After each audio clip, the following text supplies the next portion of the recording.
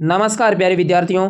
आज अपन देखते हैं कक्षा 10वीं के विज्ञान के मोस्ट इम्पोर्टेंट क्वेश्चन। पहला क्वेश्चन है कि जीवन प्रक्रम किसे कहते हैं। तो देखते हैं कि वे सभी मूलभूत प्रक्रियाएं जो जीव के जीवन को बनाए रखने के लिए आवश्यक है जीवन प्रक्रम या जैव प्रक्रम कहलाते हैं, जैसे पोषण, श्वसन और परिवहन और उत्सर्जन।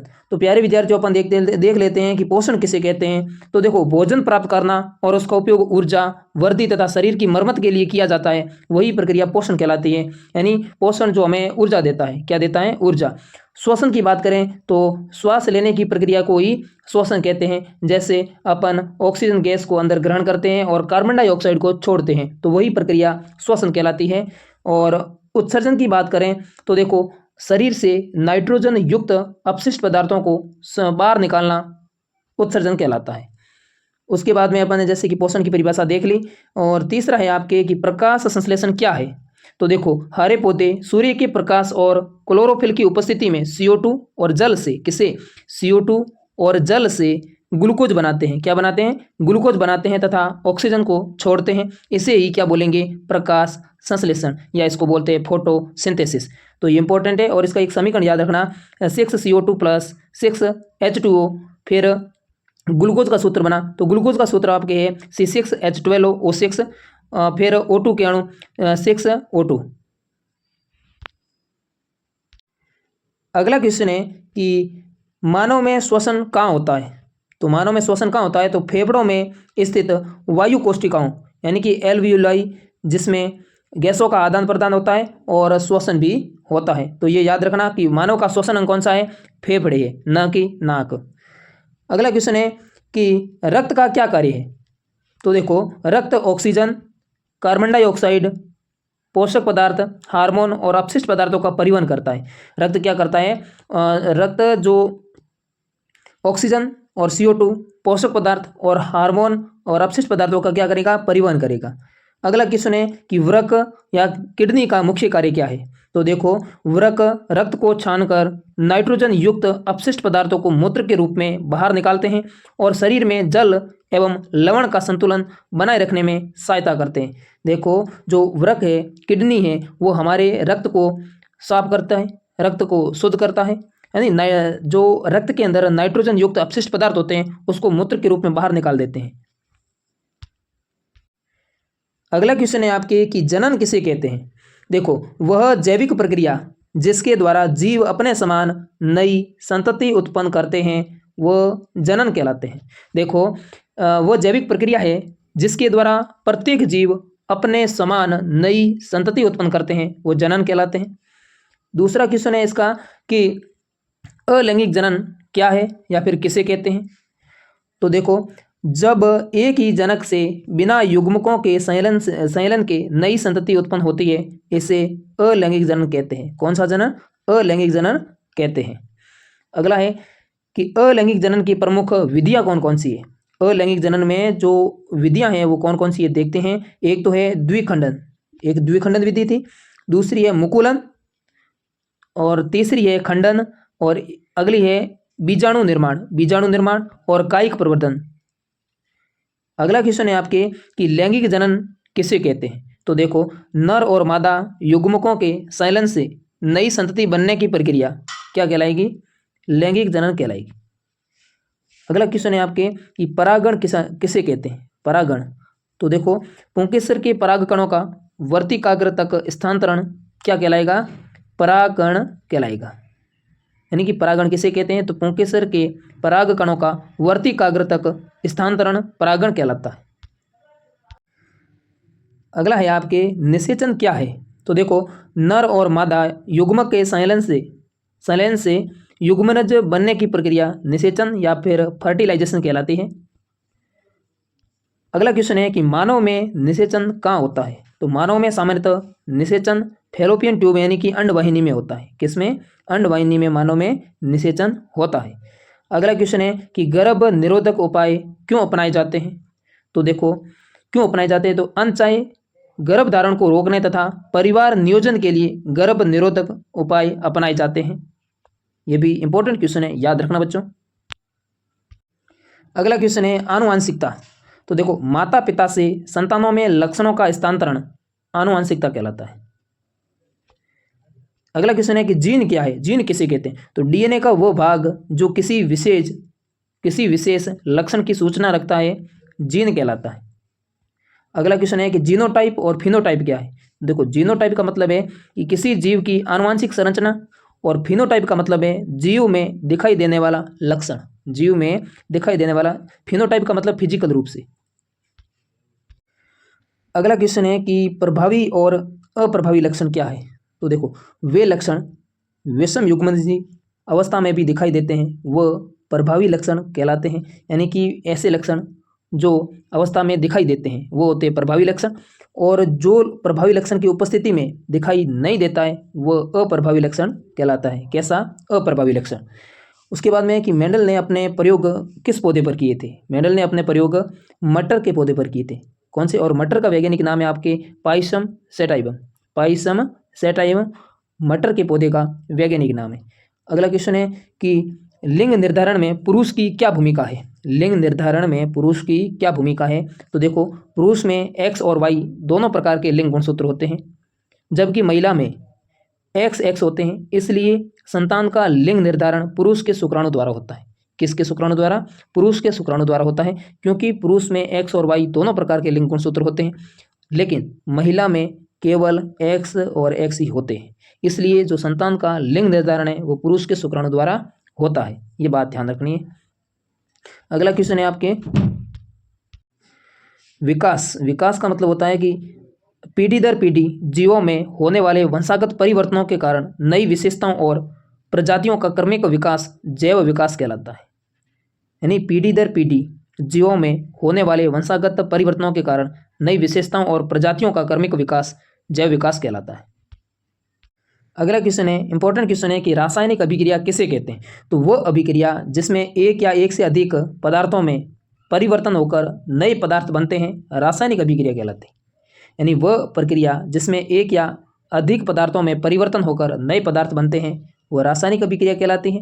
रासायनिक अभिक्रियाओं के कोई 4 संकेत की बात करें तो देखो, रंग में परिवर्तन होता है, गैस का निकलना, तापमान में परिवर्तन, और किसी प्रकाश का किसी पदार्थ का अवक्षेप के रूप में बनना, ये भी रासायनिक अभिक्रिया के संकेत है। अगला है कि रासायनिक समीकरण क्या है? देखो, रासायनिक अभिक्रिया को रासायनिक सूत्रों और संकेतों की सहायता से संक्षेप में लिखने को रासायनिक समीकरण कहते हैं। अगला है कि संतुलित रासायनिक समीकरण क्या है? यानी कि संतुलित रासायनिक समीकरण किसे कहते हैं?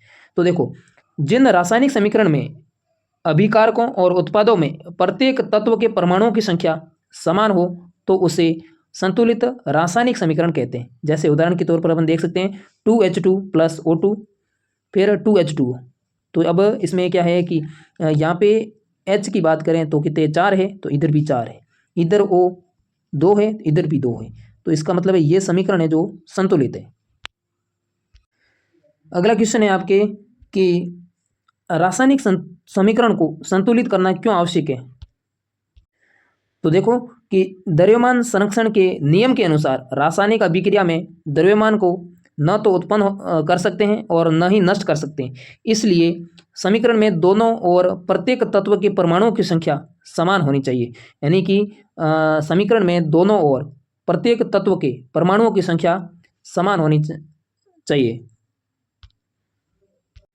उसके बाद में है कि संयोजन अभिक्रिया किसे कहते हैं? तो देखो, जब 2 या 2 से अधिक पदार्थ मिलकर एक नया पदार्थ बनाते हैं तो उसे संयोजन अभिक्रिया कहते हैं।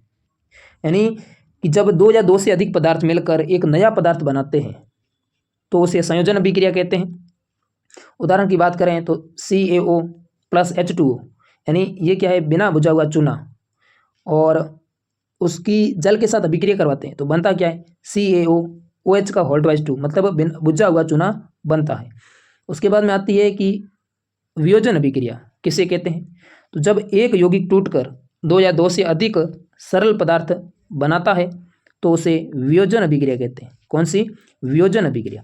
इसके उदाहरण की बात करें अपन तो देखो CaCO3, तो ये टूटने के बाद क्या बनेगा, CaO, यानी बिना बुझा हुआ चूना प्लस CO2, तो ये कौन सी अभिक्रिया है?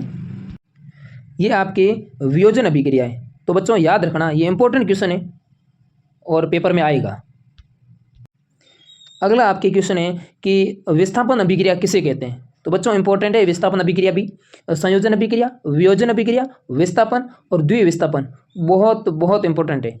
देखो विस्थापन किसे कहते हैं, विस्थापन अभिक्रिया किसे कहते हैं। जब अधिक क्रियाशील तत्व किसी यौगिक से कम क्रियाशील तत्व को विस्थापित कर देता है तो इसे विस्थापन अभिक्रिया कहते हैं। कौन सी, विस्थापन अभिक्रिया। तो बच्चों देखो इसमें देखो जैसे Zn प्लस CuSO4 मतलब कॉपर सल्फेट, यानी जिंक प्लस कॉपर सल्फेट की अभिक्रिया करवाएंगे तो क्या बनता है। तो देखो जिंक सल्फेट बनता है प्लस कॉपर को बाहर निकाल दिया। तो देखो बच्चों इसमें यहाँ पे ये जिंक था, इस जिंक को इसके साथ यानी जिंक सल्फेट, पहले यह जिंक था फिर उसको कॉपर सल्फेट के साथ अभिक्रिया करवाई, लेकिन बाद में देखो यहाँ जिंक सल्फेट बन गया और कॉपर को बाहर निकाल दिया। तो यही है, यानी जब अधिक क्रियाशील तत्व किसी यौगिक से कम क्रियाशील तत्व को विस्थापित कर देता है तो उसे क्या बोलेंगे, विस्थापन अभिक्रिया बोलेंगे। तो बच्चों याद रखना इंपॉर्टेंट है। अगला है कि द्विविस्थापन अभिक्रिया किसे कहते हैं, यानी कि द्विविस्थापन अभिक्रिया किसे कहते हैं। तो देखो जब दो यौगिकों के बीच आयनों का आदान प्रदान होकर दो नए यौगिक बनते हैं तो उसे द्विविस्थापन अभिक्रिया कहते हैं। देखो जब दो यौगिकों के बीच आयनों का आदान प्रदान होकर नए यौगिक बनते हैं तो उसे द्विविस्थापन अभिक्रिया कहते हैं। जैसे उदाहरण की बात करें तो Na2SO4 प्लस BaCl2 यानी कि बेरियम क्लोराइड, और देखो इसमें BaSO4 यानी बेरियम सल्फेट प्लस 2NaCl, तो ये आपके अभिक्रिया का नाम है द्विविस्थापन अभिक्रिया। कौन सी, द्विविस्थापन अभिक्रिया। हाँ अब जो अभिक्रिया है वो है अवक्षेपण अभिक्रिया। देखो कि ऐसी अभिक्रिया जिसमें कोई अघुलनशील ठोस पदार्थ बनता है उसे अवक्षेपण अभिक्रिया कहते हैं। ठीक है, इसका उदाहरण की बात करें तो बेरियम क्लोराइड प्लस Na2SO4, फिर ये दोनों अभिक्रिया करेंगे तो बनाएंगे क्या, तो BaSO4 मतलब बेरियम सल्फेट प्लस 2NaCl। तो ये कौन सी अभिक्रिया बच्चों, तो ये आपके अवक्षेपण अभिक्रिया है। कौन सी, जिसमें होता क्या है कि ऐसी अभिक्रिया जिसमें कोई अघुलनशील ठोस पदार्थ बनता है यानी उसे अवक्षेपण अभिक्रिया कहते हैं। उसके बाद में इंपॉर्टेंट अभिक्रिया आती है कि ऊष्माक्षेपी अभिक्रिया। तो देखो ये किसे कहते हैं कि जिस रासायनिक अभिक्रिया में ऊष्मा निकलती है, मतलब ऊष्माक्षेपी का मतलब है कि ऊष्मा निकलेगी बाहर, यानी ऊष्मा का उत्सर्जन होगा, तो उसे ऊष्माक्षेपी अभिक्रिया कहते हैं। उदाहरण की बात करें तो CaO प्लस H2O, फिर ये जो CaO ये किसका सूत्र है, तो बिना बुझा हुआ चूना जिसका जल के साथ अभिक्रिया करवाई तो बना क्या, बुझा हुआ चूना। जैसे कि CaOH का होल ट्वाइस 2 प्लस ऊष्मा, यानी कि ऊष्मा इसमें निकलेगी, यानी ऊष्मा का उत्सर्जन होगा, तो वो कौन सी अभिक्रिया होगी, ऊष्माक्षेपी अभिक्रिया। याद रखना बच्चों, इंपॉर्टेंट है इसको। अगली अभिक्रिया है आपके कि ऊष्मा शोष्य अभिक्रिया क्या है या फिर किसे कहते हैं। तो देखें कि जिस रासायनिक अभिक्रिया में ऊष्मा का अवशोषण होता है उसे ऊष्मा शोषी अभिक्रिया कहते हैं।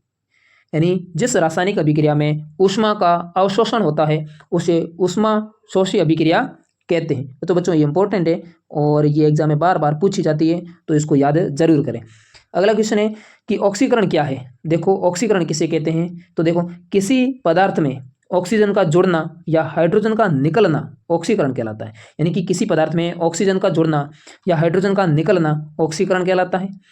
उदाहरण की बात करें तो 2Cu प्लस O2 बनाया क्या, कॉपर ऑक्साइड मतलब 2CuO यानी कॉपर ऑक्साइड। तो ये अभिक्रिया है, इसमें क्या होगा, ऑक्सीकरण होगा, जिसमें क्या है कि ऑक्सीजन का जुड़ना, ऑक्सीजन जुड़ा है, देखो ऑक्सीजन जुड़ गया, हाइड्रोजन निकल जाता है इसमें। हाँ, अगला है आपके कि अपचयन क्या है। तो देखो किसी पदार्थ से ऑक्सीजन का हटना या हाइड्रोजन का जुड़ना अपचयन कहलाता है। देखो ऑक्सीकरण में इसके उल्टा था, उसमें क्या था कि ऑक्सीजन का जुड़ना और हाइड्रोजन का हटना। इसमें क्या होगा कि ऑक्सीजन तो हटेगा लेकिन हाइड्रोजन जुड़ेगा, तो ऐसी अभिक्रिया को अपचयन कहते हैं। क्या बोलेंगे इसको, अपचयन बोलते हैं। और अब आता है कि रेडॉक्स अभिक्रिया। देखो बच्चों इसमें क्या होता है कि जिस अभिक्रिया में ऑक्सीकरण और अपचयन दोनों एक साथ होते हैं उसे हम रेडॉक्स अभिक्रिया कहते हैं। देखो रेडॉक्स अभिक्रिया का मतलब है जिसमें ऑक्सीकरण भी होगा और अपचयन दोनों एक साथ होगा, एक साथ होगा तो उस अभिक्रिया को अपन रेडॉक्स अभिक्रिया कहते हैं। कौन सी? रेडॉक्स अभिक्रिया। उदाहरण की बात करें तो CuO प्लस H2 और Cu प्लस H2। देखो इसमें ऑक्सीकरण और अपचयन दोनों साथ में हो रहे हैं, इसलिए इस अभिक्रिया को क्या बोलेंगे? रेडॉक्स अभिक्रिया। या CuO का अपचयन और H2 का ऑक्सीकरण होता है, देख लो, और यही रेडॉक्स अभिक्रिया कहलाएगी। अगला क्वेश्चन है आपके कि संक्षारण क्या है। देखते हैं कि वायु, नमी आदि के प्रभाव से धातुओं का धीरे धीरे खराब होना संक्षारण कहलाता है। उदाहरण की बात करें तो लोहे पर जंग लगना, है ना। संक्षारण का मतलब है कि वायु, नमी आदि के प्रभाव से धातुओं का धीरे धीरे खराब हो जाना संक्षारण कहलाता है। जैसे लोहे पर जंग लगना, अगर लोहे पर जंग लग जाता है तो लोहा पूरा क्या हो जाता है बच्चों? खराब हो जाता है। देखो अब है कि लोहे को जंग लगने से कैसे बचाया जा सकता है, देखते हैं। तो देखो पेंट करके, पहला तो है कि पेंट करके अपन बचा सकते हैं। दूसरा है तेल या ग्रीस लगाकर बचाया जा सकता है। तीसरा है आपके कि गैल्वेनीकरण यानी गैल्वेनाइजेशन करके अपन बचा सकते हैं। और मिश्र धातु बनाकर भी अपन बचाया जा सकता है या अपन बचा सकते हैं। अगला क्वेश्चन है आपके कि विकृत गंधिता क्या है। तो देखो वसा और तेल वाले खाद्य पदार्थों का ऑक्सीकरण होकर उनका स्वाद और गंध खराब हो जाना विकृत गंधिता कहलाता है। यानी कि वसा और तेल वाले खाद्य पदार्थों का ऑक्सीकरण होकर उनका स्वाद और गंध खराब हो जाना विकृत गंधिता कहलाता है। और विकृत गंधिता को कैसे रोका जा सकता है, देखते हैं। तो देखो खाद्य पदार्थों को वायु रुद्ध डिब्बों में रखकर उसको अपन रोक सकते हैं, और प्रशीतन द्वारा रोका जा सकता है, और एंटीऑक्सीडेंट मिलाकर अपन उसको रोक सकते हैं, और नाइट्रोजन गैस भरकर अपन विकृत गंधिता को रोक सकते हैं। जैसे कि जो कुरकुरे होते हैं उसके अंदर जो नाइट्रोजन गैस को भरकर उसको सुरक्षित रखा जा सकता है, यानी कि विकृत गंधिता से बचाया जा सकता है। तो प्यारे विद्यार्थियों, अगर आप चैनल पर नए हैं तो चैनल को सब्सक्राइब करें, वीडियो को लाइक करें और अपने दोस्तों के साथ शेयर जरूर करें। यही जो क्वेश्चन है जो आपको एग्जाम में सेम टू सेम मिलेंगे, तो बच्चों इन क्वेश्चनों को अच्छे से तैयार कर लें और आराम से अपना पेपर फाइट करें। धन्यवाद।